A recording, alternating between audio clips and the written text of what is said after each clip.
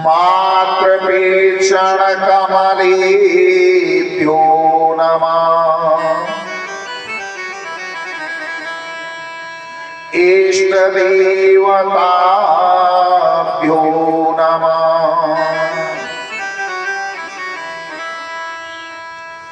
ग्रामदेवताभ्यो नमः। कुलदेवताभ्यो नमः। वास्तुदेवताभ्यो नमः। सर्वेभ्यो देवेभ्यो नमः। वागीश्वराभ्यां नमः। सन्न्यासी देवाय नमः।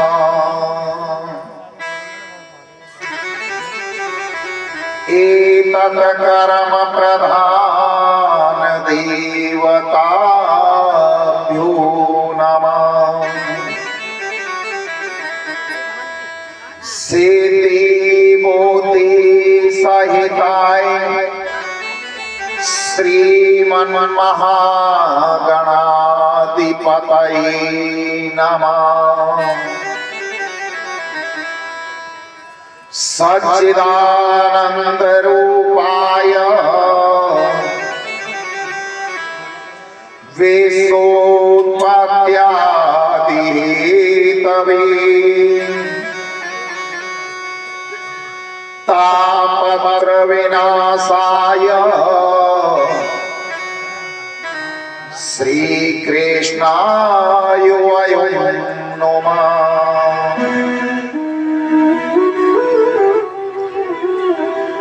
यं प्रव्रजन्तमनुपेतमपेतकीर्त्यं द्वैपायनो विरहकातर्या जुहाव। पुत्रेति तन्मया तरवो विनोदस्तमम् सर्वभूतहितयं मुनिमानतोऽस्मि। कर्पूरे गौरं करुणावतारम् सदा वसन्तं हृदयारविन्दे। भवं भवानी सहितं नमामि। या देवी सर्वभूतेषु शक्तिरूपेण संस्थिता। नमस्तस्यै नमस्तस्यै नमस्तस्यै नमो नमः। मनोजवं मारुततुल्यवेगं जितेन्द्रियं बुद्धिमतां वरिष्ठम् वातात्मजान वानरयूथमोख्यम् श्रीरामदूतं शरणं प्रपद्ये। सुखदां ब्रह्म विचार सारे परिमां माध्यां जगत व्यापिनी। वीणा पुस्तक धारणी अभयदाम् जाड्यांतकारापहा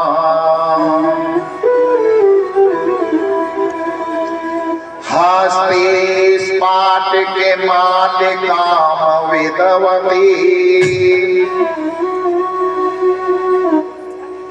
पद्मासने संस्थिता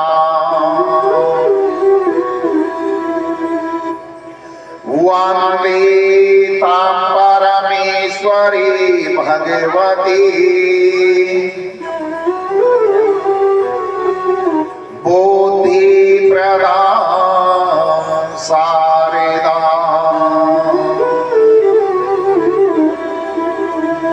जय जय श्री राधा रमण, जय जय नवल किशोर, जय गोपी चित चोर प्रभु, जय जय माखन चोर।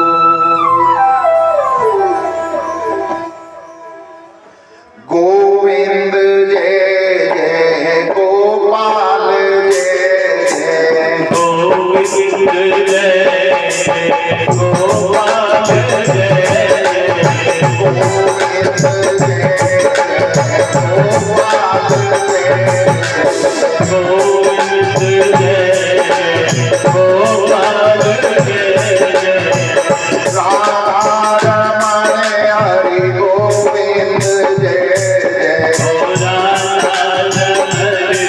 हरि गोविंद जय ब्रह्मा जी की जय विष्णु जी की जय ब्रह्मा जी की जय विष्णु जी की जय ब्रह्मा जी की जय विष्णु जी की जय ब्रह्मा जी की जय विष्णु जी की जय उमापति शिव शंकर की जय पार्वती शंकर की जय गोविंद जय गोपाल जय गोविंद जय गोपाल जय राधा रमण हरि गोविंद जय राधा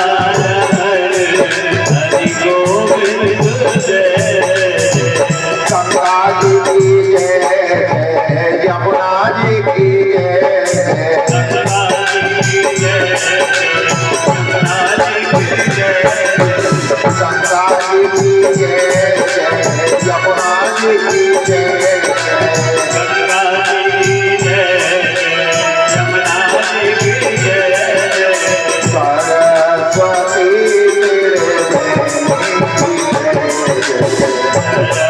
तेरे सरस्वती की जय गोविंद जय गोपाल जय गोविंद जय गोपाल जय राधा रमण हरि गोविंद जय राधा रमण हरि गोविंद जय राम जी की जय सीता जी की जय राम जी की जय सीता जी की जय राम जी की जय सीता जी की जय राम जी की जय सीता जी की जय दशरथ कुमार चारों भाइयों की जय कुमार चारों भाइयों की जय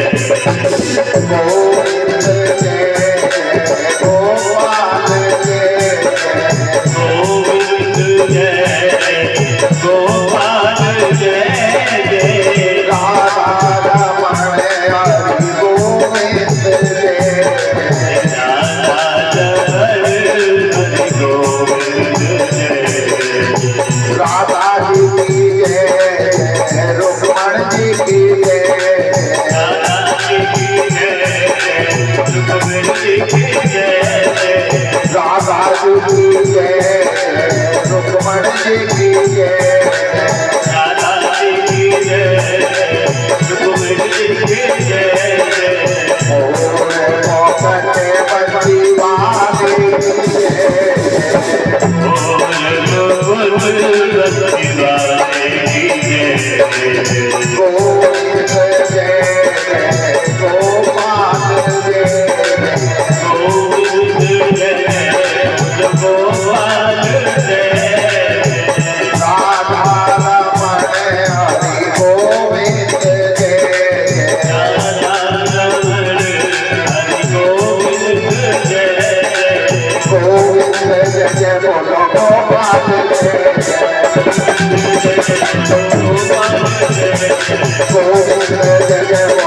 गोपाल जय जय गोपाल जय राधा रमण हरि गोविंद जय राधा रमण हरि गोविंद जय राधा रमण हरि गोविंद जय राधा रमण हरि गोविंद जय गोविंद जय गोपाल जय गोविंद जय गोपाल जय राधा रमण हरि गोविंद जय राधा रमण हरि गोविंद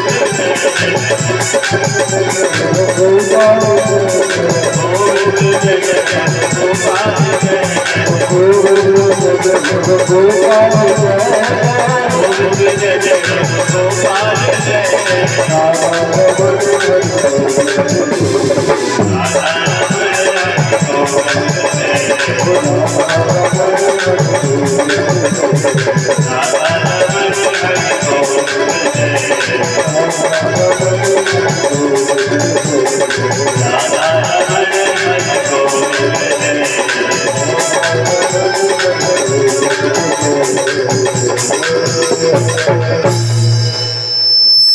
परम मंगल में परात पर अखिलेश्वर कारण करुणा वरुणालय भक्त वांछित कल्प तरु श्री विनिंदित पीतांबर धारी बाल कृष्ण लाल की वांगमयी मूर्ति श्रीमद् भागवत महापुराण है। बोलो श्रीमद् भागवत महापुराण की जय हो। बोलो सुखदेव जी महाराज की जय हो। बोलो परीक्षित जी महाराज की जय हो। बोलो भक्त और भगवान की जय हो। बोलो वसती माता की जय हो। बोलो गौ माता की जय हो। बोलो आनंद कंद भगवान की जय हो। बोलो गंगा मैया की जय हो। बोलो जमुना मैया की जय हो। बोलो अपने अपने गुरु गोविंद भगवान की जय हो। बोलो अपने अपने मताई बाप की जय हो। बोलो अपने अपने दादा गुरु की जय हो। जय जय श्री राधे श्याम। आज सष्टम दिवस की कथा में प्रवेश करने से पूर्व जो कलयुग के अवतारी हैं, जिनका चारों युग में प्रताप है, ऐसे वीर बलवान हनुमंत लाल के चरणों में दंडवत प्रणाम करते हैं। अगर भगवान की कथा का कोई सच्चा वक्ता है तो वो हनुमान जी महाराज, और अगर कोई सच्चा श्रोता भी है तो वो भी हनुमान जी महाराज। हम और आप तो केवल निमित्त मात्र हैं। ऐसे वीर बलवंत हनुमंत लाल के चरणों में दंडवत प्रणाम करते हैं। कथा प्रारंभ होत है, आओ वीर हनुमान आसन आए विराज कर, करो सर्व कल्याण। ऐसे वीर बलवंत हनुमंत लाल के चरणों में दंडवत प्रार्थनाएं। परम आदरणीय सर्वमात्र शक्ति पिता तुल्य पुरुष शक्ति दिव्य समाज संत समाज, मेरे संगीतकार भक्त श्रोता और जहां तक मेरी आवाज जा रही है वहां तक के सभी भक्त प्रेमियों को मैं डॉक्टर संजय भारद्वाज व्यासपीठ से चरणों में कोट कोट नमन करता हूं। बोल राधे राधे। सिया राम में सब जग जानी, भैया करऊं प्रणाम जोर जोग पानी।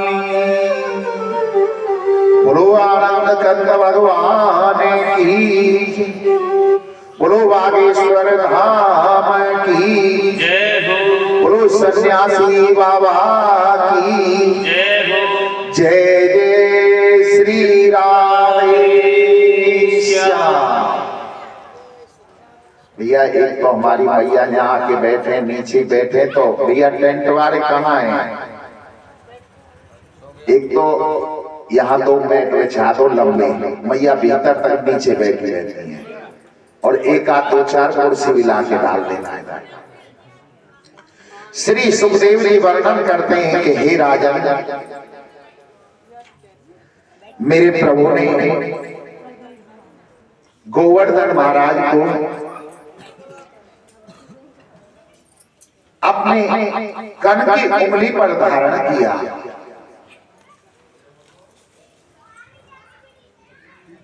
जब इंद्र ने आकर के ब्रजवासियों के ऊपर मेघ बरसाए कि ब्रज को डुबो दो, और ब्रजवासियों ने कहा कि हे गोविंद बचाओ, हे गोविंद बचाओ।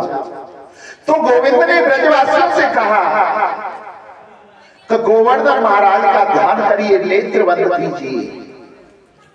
सभी ब्रजवासियों ने नेत्र बंद करके और गोविंद का ध्यान लगाया, तो मेरे प्रभु ने अपनी कन की उंगली के नख के ऊपर गोवर्धन को धारण करके रखा। 1 दिन नहीं, 2 दिन नहीं, 7 दिन तक उस गोवर्धन महाराज को धारण करके रखा था। जब 3 दिन व्यतीत हो गए तो ब्रजवासियों ने कहा कि हे लाला, तू थक गया होगा, देख हमने इस गोवर्धन महाराज के नीचे अपने बांस बल्ली डंडा लगा रखे, तू थोड़ी देर आराम कर ले। इतनी देर हम इन बांस बल्ली पे डंडा पे इस गोवर्धन को साध के रख रहे हैं।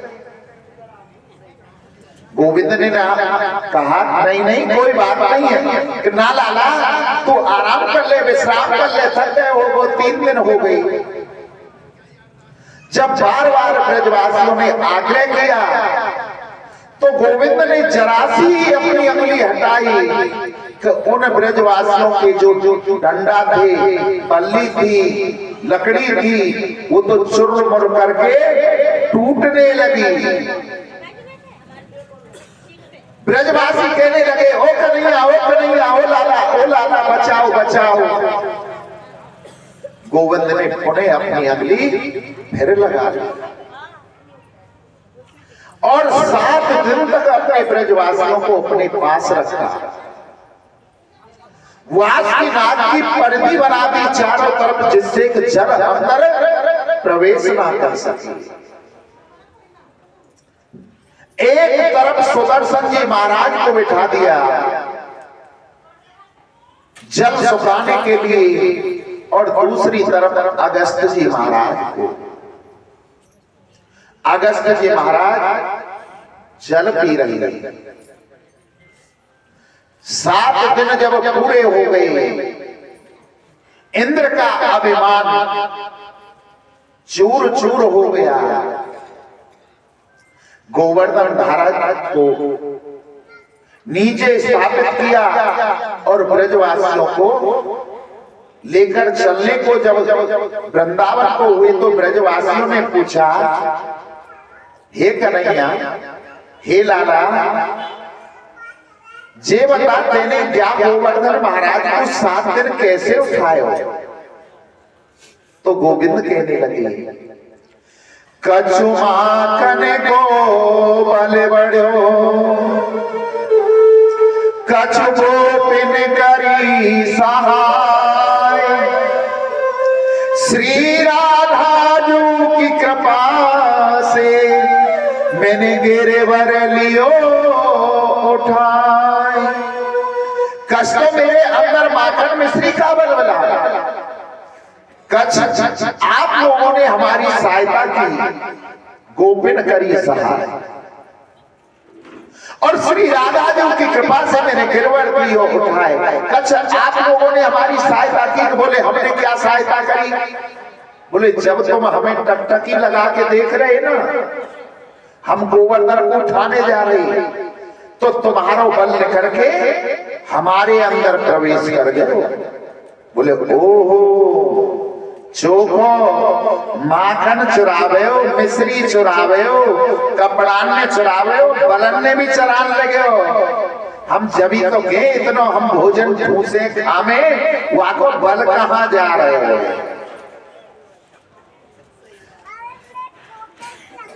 श्री सुखदेव जी के ऐसे वचनों को सुनकर राजा परीक्षित कहने लगे कि हे प्रभु, अभी आपने बताया कि अगस्त जी महाराज ने जल पिया। ये अगस्त जी महाराज कौन थे? तो श्री सुखदेव जी वर्णन करने लगे कि हे राजन, जिस समय मेरे प्रभु राघवेंद्र सरकार राम युद्ध को लंका को जीत करके आए थे, तो माता जानकी ने कहा था कि हे स्वामी, कोई ऐसा ब्राह्मण न तो जो कि मेरे घर के चौका में आकर के रुच करके भोग लगा दे। ऐसा नहीं कि 10-5 पूड़ी खाई और भर गया पेट, ऐसा नहीं चाहिए। मुझे ऐसा ब्राह्मण चाहिए जिसे मेरा मन मान जाएगा, हाँ इस ब्राह्मण ने रुच करके भोग लगाया है। बोले ठीक है देवी। अगस्त जी महाराज के यहाँ निमंत्रण भेज दिया कि महाराज, आपको जानकी जी के यहाँ पर भोजन प्रसादी पानी है, हमारे यहाँ पर प्रसाद पाना है और जरा रुच करके भोजन पाना है। अगस्त जी ने कह दिया ठीक है प्रभु, जैसी आपकी आज्ञा। भोजन प्रारंभ हुआ। जानकी मैया ने 56 प्रकार के भोजन बनाए, व्यंजन बनाए। तकरीबन सुबह 10 बजे भोजन प्रारंभ हुआ। भोजन करते करते सुबह से शाम हो गई। माता जानकी ने जितना भी प्रसाद बनाया था सबको अगस्त जी महाराज पा गए। जानकी मैया ने गणेश जी महाराज को बुला लिया, रिद्धि सिद्धि को बुला लिया। रिद्धि सिद्धि पूड़ियां बेल रही हैं और गणेश जी महाराज पूड़ियों को कढ़ाई में से निकाल। भोजन निरंतर चलता जा रहा है। एक दिन नहीं, 2 दिन नहीं, 18 दिन हो गए भोजन करते करते, निरंतर भोजन चलते चलते। तो जानकी जी कहने लगी कि हे गुरुवर, भोजन के बीच में जल पीना चाहिए। अगस्त जी कहने लगे जब देवी बीच आएगा तभी तो पीएंगे भोजन में जल, अभी तो बीच ही नहीं आया है। अब तो जानकी जी का दिमाग खराब। 18 दिन हो गए भोजन कराते कराते, अभी तक तो अगस्त जी महाराज का बीच ही नहीं आया। ये कितने दिन भोजन करेंगे? और 2-3 दिन तक भोजन कराती रही। 21 दिन हो गए भोजन करते करते। 21वें दिन जानकी जी राघवेंद्र सरकार के पास गई कि महाराज, कैसे ब्राह्मण देवता घर पर बुला लिए, 21 दिन हो गए निरंतर भोजन चल रहा है और मैंने कहा कि बीच में जल पी लो, तो उन्होंने कहा कभी तो बीच आया ही नहीं है। बोले एक काम करना, अब के जब भोजन प्रसादी परोसने जाओ ना, उस भोजन प्रसादी में तुलसी पत्र डाल ले जाना। जानकी मैया अगली बार भोजन परोसने गई तो उसमें तुलसी पत्र डाल करके ले गई। और जैसे ही अगस्त जी ने उस भोजन को पाया तो उन्हें डकार आ गई, तृप्ति हो गई उनकी। कहने लगे कि हे देवी, अब हमारा तृप्ति हो गई है, पेट भर गया है, आप जल ली आइए। माता जानकी कहने लगी, हे गुरुवर, थोड़ा मोड़ा जल तो आपको चाहिए नहीं, जब 21 दिन निरंतर भोजन किया है तो आपके लिए कम से कम 21 दिन का तीसरा हिस्सा 7 दिन का तो जल चाहिए ही चाहिए। आधे का भी नहीं है, तीसरे हिस्सा का भी नहीं तो 7 दिन का जल चाहिए। एक काम करना महाराज, आपने भोजन इस युग में पा लिया, जल आप अगले युग में पा लेना। भोजन किया था किस युग में? त्रेता युग में। उन्हीं अगस्त महाराज ने कहा कोई बात नहीं है, हम तो एक बार तपस्या कर बैठेंगे, कब युग निकल जाए पता ही नहीं चलेगा। और जल आकर के पिया था द्वापर में, जब इंद्र ने ब्रजवासियों के ऊपर बरसाया था, आज उस सारे जल को पी गई। श्री सुखदेव जी महाराज वर्णन करते हैं कि इंद्र के मन में अब बड़ी गिलानी हुई और क्षमा मांगने के लिए गोविंद के पास आता है और कहता है, हे प्रभु, मेरे अपराधों को क्षमा करो। आपके समान कौन उदार है? ऐसो को उदार जग माई, बिन सेवा जो द्रवदीन पर, राम सरस को नाई। अपने भक्तों पर दया लुटाते हैं, आपके समान कौन करुणावान होगा? आप दयालु हो,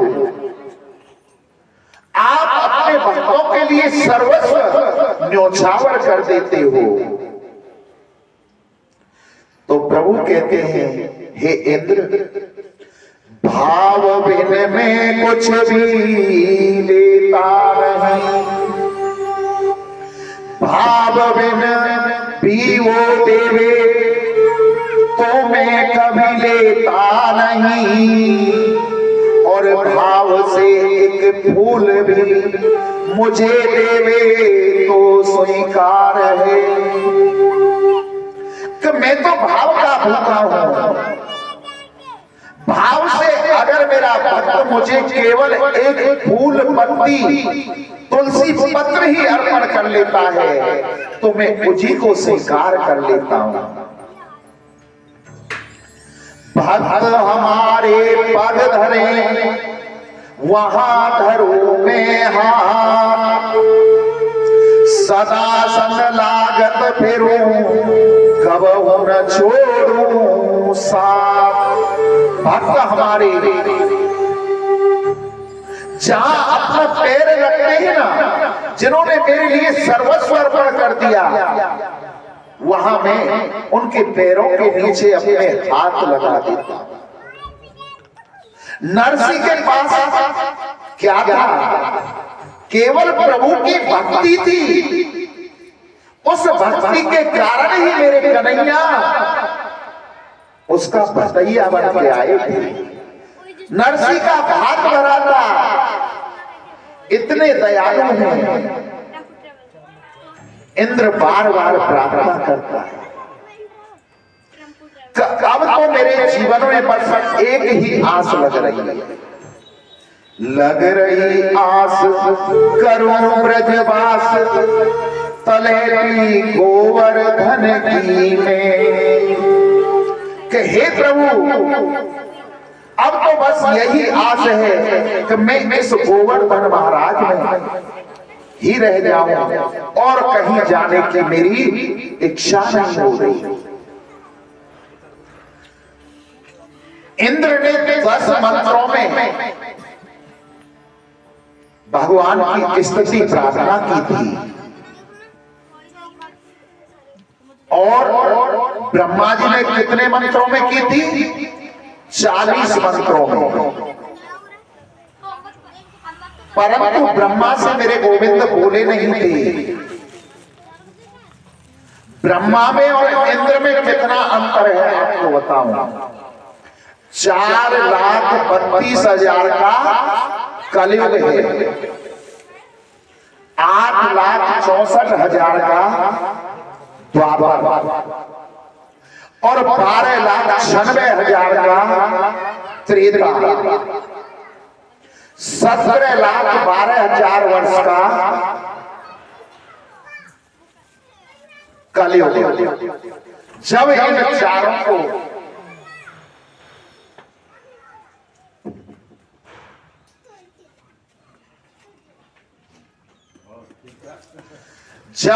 चारों को मिलाया जाता है तब एक चतुर्युगी बनती है। और जब ऐसी चतुर्युगी 71 बार व्यतीत हो जाती है तब एक मनमंत्र बनता है। और जब एक मनमंत्र बदल जाता है तब जाकर के एक इंद्र बदलता है। इस प्रकार जब 14 मनमंत्र बदल जाते हैं तब ब्रह्मा जी का एक दिन होता है। कितनी बड़ी आयु थी ब्रह्मा जी की। ब्रह्मा जी ने 40 लोकों में स्तुति की परंतु ब्रह्मा जी से बोले नहीं थी। और नारद इंद्र की कितनी छोटी पदवी थी, केवल 10 मंत्रों में स्तुति की तो उसकी भक्ति पर रीझ गई। दोनों के अपराध एक थे, दोनों ने ब्रजवासियों को सताया परंतु दोनों के अपराध में अंतर था। ब्रह्मा जी ने क्या किया था, ब्रजवासियों को चुराकर ब्रह्मलोक लेकर गए थे और 1 वर्ष तक ब्रजवासियों को गोविंद से दूर रखा था। और इंद्र का क्या अपराध था, तो उसने मेघ वर्षाए कष्ट देना चाहा परंतु 7 दिन तक मेरे प्रभु गोविंद के पास रहे, हर समय उन्हें देखते रहे।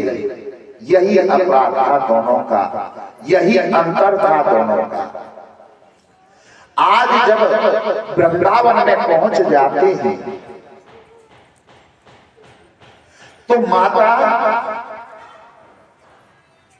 यशोदा ने, नंद रानी ने 56 प्रकार के भोजन बनाए। 56 भोग की प्रथा यहीं से चली, क्योंकि लाला एक दिन में 8 बार भोजन करते थे और 7 दिन तक मेरे प्रभु ने जब गोवर्धन महाराज को अपनी नख की उंगली के ऊपर धारण किया हुआ था, कन की उंगली पर, तो 7 दिन तक कुछ नहीं खाया था। आज हमारी माता ने हिसाब लगाया कि लाला ने 7 दिन से कुछ नहीं खाया और एक दिन में 8 बार खाता है, तो कितनी बार हो गए, 7 8 56। तब से 56 भोग का नियम चला है। श्री सुखदेव जी वर्णन करते हैं कि हे राजा, हमारे भारतवर्ष का विज्ञान इतना विचित्र है कि यहाँ चिड़ियों की कलवर, वो भारत देश है मेरा, वो भारत देश है।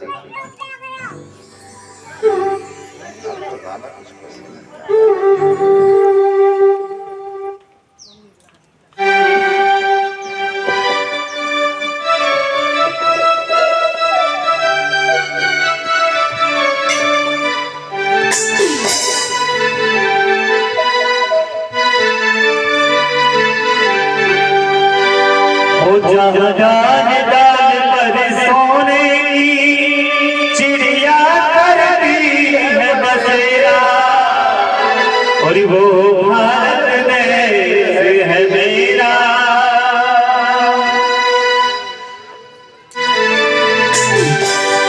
और जहाँ जान डाल पर सोने की चिड़िया करती है बसेरा, वो भारत देश है मेरा।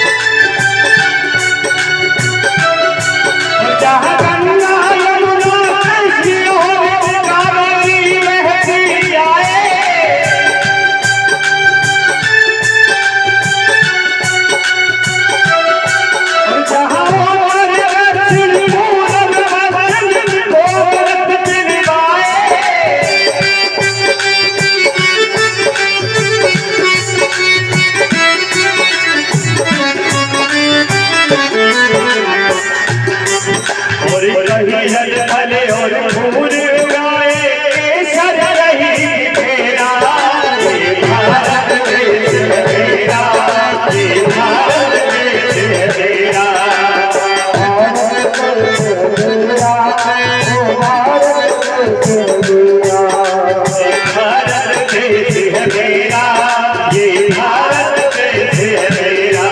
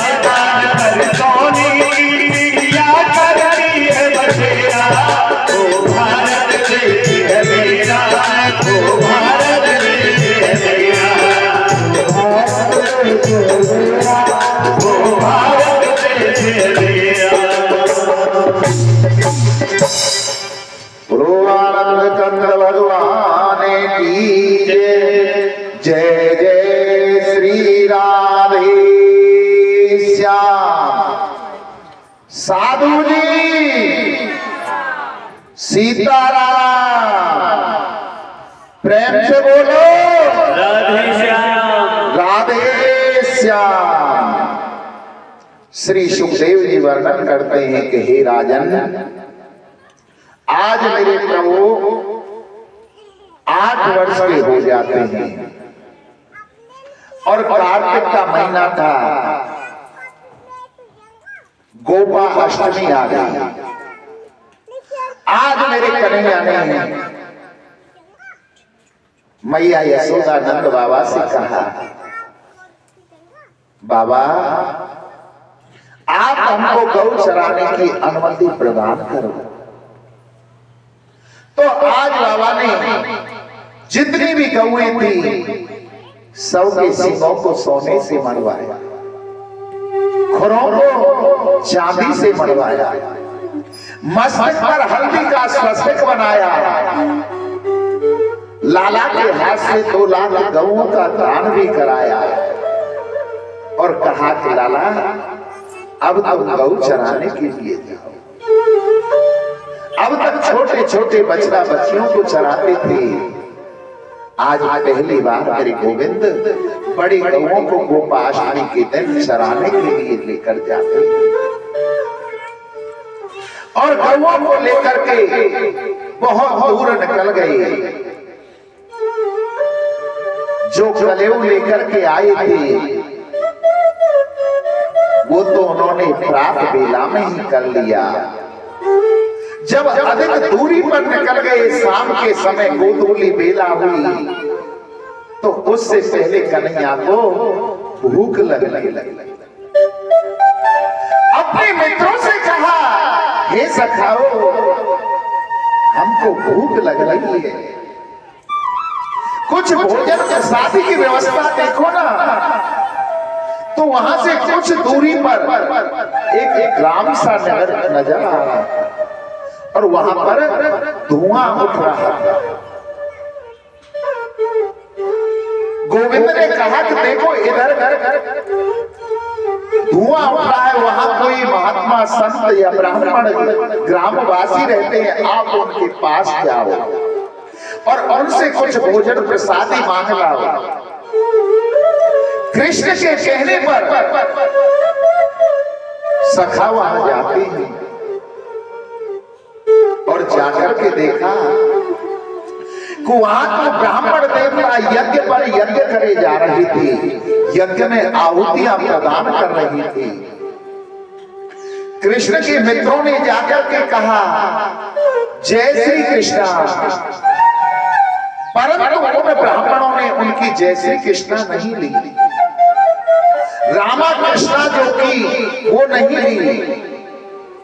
उन्हें अभिमान था, वो तो अपने यज्ञ में प्रशंस हो रहे। उन ग्वाल वालों को बड़ा बुरा लगा।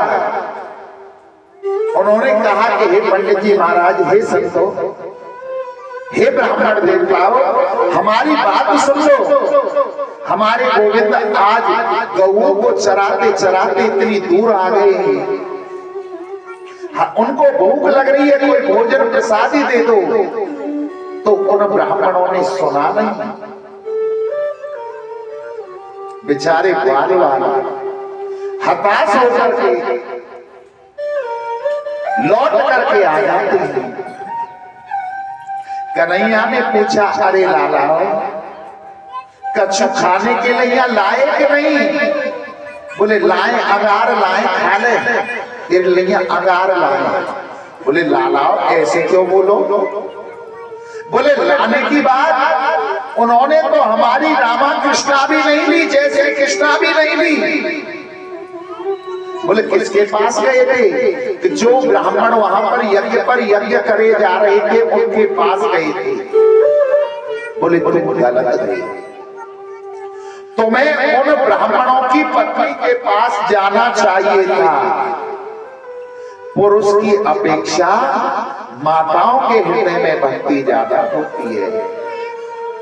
आप कहीं भी दृष्टि डाल लेना, पुरुष टाल देते हैं, परंतु माताओं से आकर के कोई भिखारी वगैरह कोई भी कुछ मांगेगा, माताओं के सामने जरा सा रो दो, माता अपना सर्वस्व देने को तैयार हो जाती है, सब कुछ लौटा देती है। भक्ति माताओं में अधिक होती है।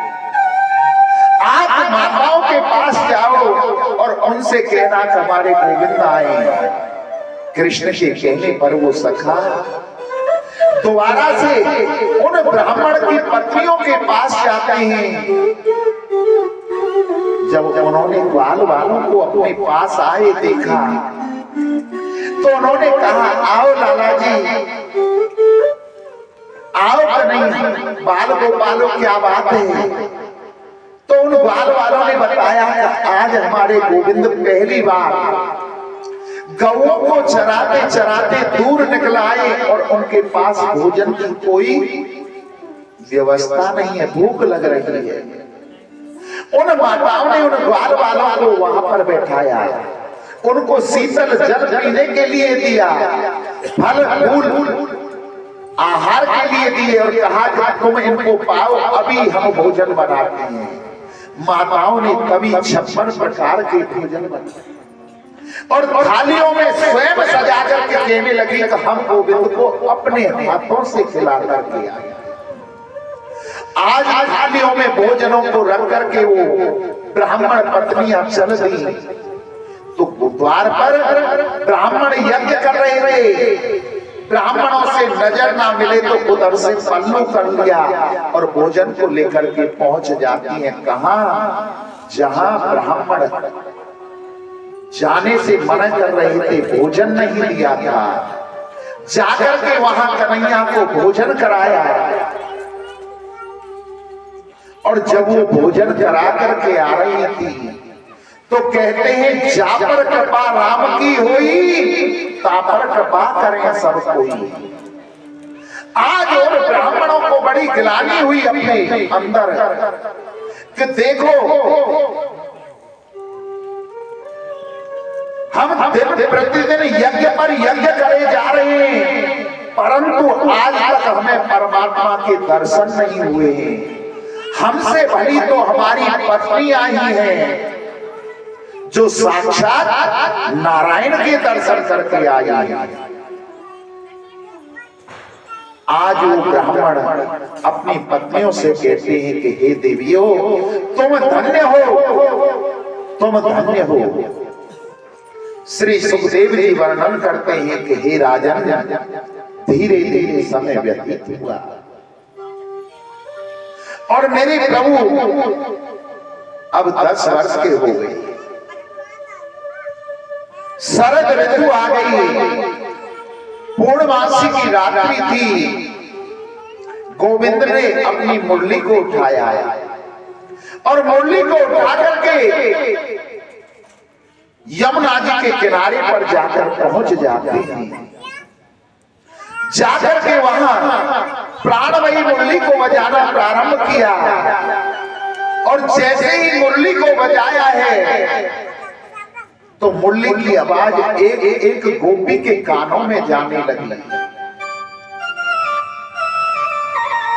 जिस भी गोपी के कानों में वो आवाज जा रही है, वही गोपी समझती है कि ये तो मुझे बुला रही है, मेरा नाम ले रही है। जो गोपी जिस काम में थी उस काम को वही छोड़ देती है और चल देती है कहां, जहां मेरे गोविंद मुरली बजा रही थी। कोई गोपी अपने गऊ का दूध निकाल रही थी, आधा ही दूध निकाल पाई है तो दौड़ लगा दी जहां गोविंद मुरली बजा रही थी। कोई गोपी अपना श्रृंगार कर रही थी तो उसके कानों में आवाज आई मुरली की, तो उसने आधा ही श्रृंगार किया और दौड़ लगा दी जहां गोविंद मुरली बजा रही थी। कोई गोपी अपने पति को भोजन करा रही थी, आधा ही भोजन करा पाई और पति ने कहा कि हे देवी, सब्जी में राम रस कम है। राम रस कहते हैं नमक को। गोपी रसोई में गई और वहां से बूढ़े का डिब्बा उठा लाई और नमक की बजाय बूढ़ा डाला। बोली देवी तुम क्या कर रहे हो? बोले जो करना है तुम करते रहो, हम तो जा रहे हैं। जहां गोविंद मुरली बजा रही थी, लाखों की संख्या में वहां पर ब्रज गोपियां पहुंच जाती। गोविंद ने देखा कि ये ब्रज गोपियां मेरे पास आ रही हैं। जब बिल्कुल पास पहुंच गई तो गोविंद कहने लगे, स्वागतम वो महाभागा प्रियम किम कारिणी ब्रजस्यानाम किंचित ब्रूता गमनम कारणम। कि हे गोपियों, तुम्हारा यहाँ आने पर स्वागत है, परंतु किस कारण आई हो? अपने आने का कारण तो बताओ। गोविंद ने जब उन ब्रज गोपियों से ये बात पूछी तो ब्रज गोपियां एक दूसरे के मुंह की तरफ देखने लगी कि हम अपना सर्वस्व इस कन्हैया के लिए छोड़ करके आए हैं और ये कन्हैया हमसे पूछ रहा है किस कारण आई हो? अपने आने का कारण तो कहो। वनम दृष्टम कुसितम राकेश कर रज्जिलतम यमुना नील नीलज तरु पल्लव सुश्वेतम। गोविंद कहते हैं कि शायद तुम दृष्टम वनम, इस वन को देखने के लिए आई हो। राकेश कर लेतम, कि जब रात्रि में चंद्रमा निकलता है तो यमुना की जो रेती है वो कैसे चमकती है, यमुना नील नीलल, वो हीरे मोतियों की तरह चमकती होगी। तरु पल्लव से शोभित और लता पता कैसे से शोभित पूरे। तुमने देख लिया, अब तुम अपने घर को लौट जाओ। क्यों? पत्नी का सबसे बड़ा धर्म है पतिव्रत धर्म। जो पति धर्म का पालन करती हैं, उनके पति उन पर प्रसन्न रहते हैं।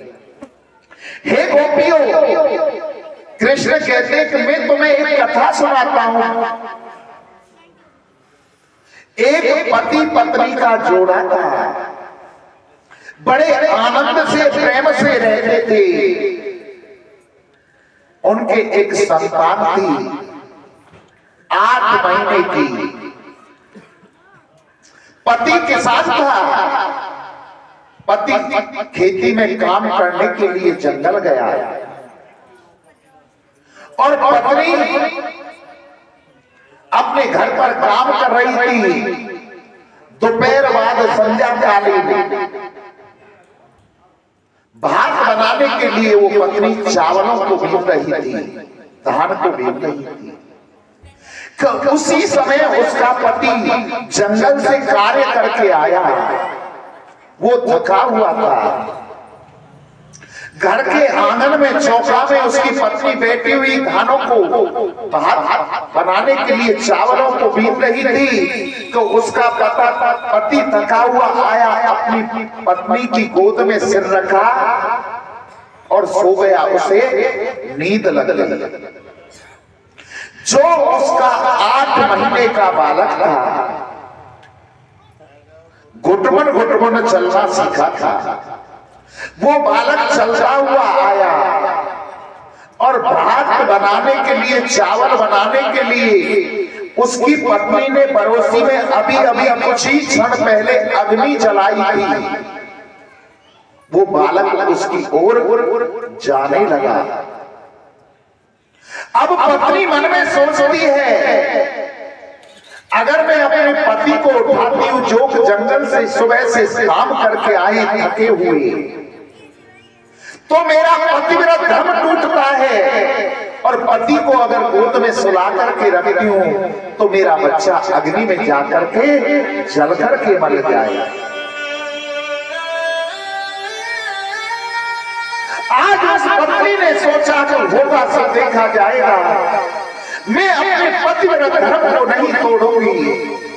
अपने नेत्रों को बंद कर लिया और वो बालक घुटमुन चलता हुआ जाकर के पड़ोसी में छलांग लगा देता है, कूद जाता है। जैसे ही उस बालक ने छलांग लगाई, उस मैया ने अपने नेत्रों को बंद कर दिया और तकरीबन 2 घंटे के बाद जब उसके पति की नींद खुली, गोदी में से सिर उठाया तो वो दौड़ी उस पड़ोसी के पास गई जहां वो बच्चा उस अग्नि में कूद गया था। जाकर के देखा कि वो जलती हुई अग्नि उसके लिए शीतल चंदन की तरह बन गई। किसके कारण? पतिव्रत धर्म के कारण। गोपियां कहने लगी, अरे कृष्ण, ऐसी कथा तुम क्या सुना रहे हो? हमें भी ऐसी 2-4 कथाएं आती हैं। एक पति पत्नी का जोड़ा था, बड़े आनंद से दोनों रहते थे। एक बार नदी पर कंगाली आ गई और पति ने अपनी पत्नी से कहा कि हे देवी, यहाँ हमें धन नहीं प्राप्त होता, हम धन कमाने के लिए परदेश जाएंगे। तब उसकी पत्नी कहने लगी कि स्वामी, तुम परदेश को चले जाओगे तो हम किसके सहारे रहेंगे, हम किसकी सेवा करेंगे? तो उसका पति बाजार को जाता है और बाजार से अपना प्रतिबिंब बनवा करके लाता है, फोटो बनवा करके लाता है। ला करके अपना प्रतिबिंब अपनी पत्नी को दे दिया और कहा कि हे देवी तुम इनकी सेवा करना, इसको गीले कपड़े से पोंछना, इनको चंदन लगाना, इनका भोग लगाना और उसके बाद में स्वयं पाना। अपनी पत्नी को प्रतिबिंब दे करके धन कमाने के लिए उसका पति परदेश में चला जाता है।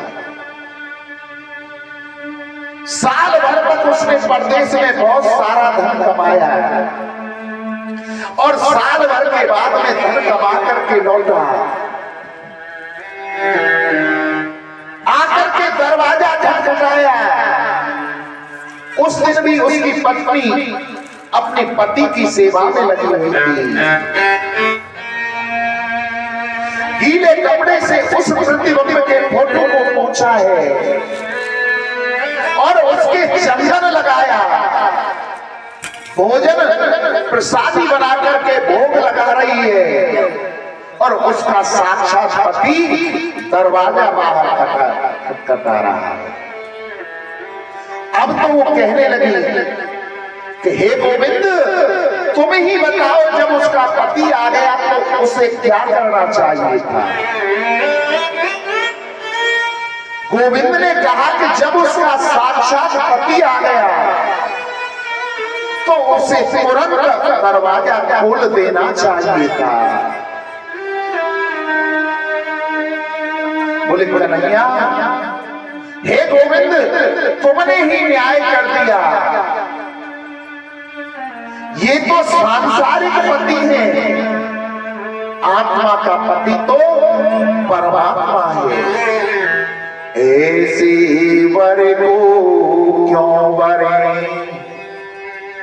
जो जन्मे और मर जाए, बरबरी को पाल जो जासो चढ़ लो अमर हो जाए।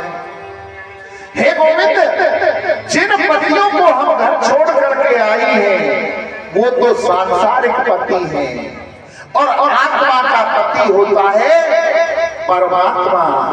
आज ये आत्मा अपने पति के पास आई है। गोविंद कहने लगे कि हे देवियों, मैं तुम्हारी परीक्षा ले रहा था और तुम परीक्षा में सफल हुई। अब जितनी गोपियां थी, दो गोपियों के बीच में एक कृष्ण बन जाते हैं और रास रचाने के लिए तैयार हो जाते हैं। रास प्रारंभ हुआ, उन गोपियों के मन में अभिमान आ गया कि देखो हमने और राधा रानी में कोई अंतर नहीं है। गोविंद हमारे साथ भी रास रचा रहे हैं और राधा रानी जी के भी साथ में रास रचा रही है। गोविंद ने देखा कि इन गोपियों के मन में अभिमान आ गया है, इस अभिमान को दूर करना अति आवश्यक है। अब तो राधा रानी को लेकर के गोविंद वहां से अदृश्य हो जाते हैं। गोपियों के पास जब कृष्ण नहीं रहे तो गोपियां तड़पने लगी विरह की अग्नि में। राधा रानी को लेकर के दूसरे वन में चले जाते हैं। राधा रानी के भी मन में अभिमान आ गया। गोविंद ने कहा कि देवी जरा जल्दी चलो ना, तो राधा रानी कहने लगी कि अब हमसे नहीं चला जाता है। बोले हे देवी जी, हे श्यामा जी, आप हमारे कंधे पर बैठो, हम आपको लेकर के चलते हैं। राधा रानी जैसे ही कंधों पर बैठने को हुई तो गोविंद वहां से भी अदृश्य हो जाते हैं। राधा रानी भी अकेली रह गई। अब तो गोपियां ढूंढते ढूंढते राधा रानी के पास आ गई और कहने लगे कि हे ब्रजेश्वरी, हे राज राजेश्वरी, हे राधिके, क्या कन्हैया तुम्हें भी छोड़ करके चले गए? अब वो ब्रज गोपियां राधा रानी कृष्ण को ढूंढती हैं और ढूंढते ढूंढते ऐसी कृष्ण में खो जाती है कि अपने ही आप को कृष्ण मानने लगती है। लाली मेरे लाल की जित देखूं तित लाल, लाली देखन में गई तो मैं भी हो गई लाल। अपने आप को ही कृष्ण मानने लगी वो। फिर उन्हें होश हुआ कि कृष्ण तो हमारे पास नहीं है। जब कृष्ण उनको नहीं मिले तो हार करके यमुना जी के किनारे पर आ जाती हैं और वहां पर बैठ करके उन ब्रज गोपियों ने एक गीत गाया जिसे हम गोपी गीत कहते हैं। अगर उस गोपी गीत का पाठ किया जाए तो कहते हैं कि कृष्ण की प्राप्ति अवश्य होती है। आज उन गोपियों ने मिलकर के गोपी गीत को गाया है। भैया राजकुमार